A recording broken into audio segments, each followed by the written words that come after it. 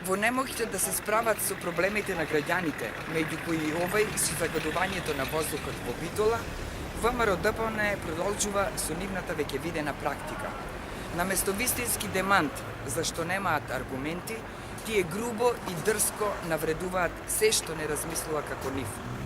Поразителен е официјалниот податок дека во Битола секоја недела се јавуваат по 2 нови лица заболени од белодробен карцином.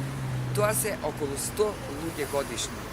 И наместо од ДПМНЕ да се загрижат за ваквата алармантна состојба, да се запрашаат на што се должи тоа и сите заедно да преземеме мерки за решавање на проблемот со енормното загадување на воздухот во Битола, тие вчера испратија нови погрдни зборови врз опозицијата, нарекувајќи не глуви и слепи.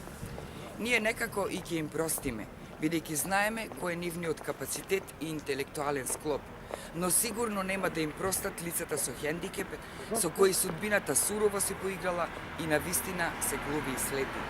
Колеги од ВМРО-ДПМНЕ, отворете ги широко очите, погледнете и наоштрете ги ушите за добро да чуете. Нашите заложби за битолчани да дишат почист воздух важат за сите, за нашите и вашите деца, вклучувајќи ги и лицата со хендикеп, бидејќи тие го заслужуваат тоа. Престанете со популизмот и барем еднаш покажете доблест и одговорете каков воздух дишат битолчани, кој го загадува и што како власт преземате тоа да се спречи.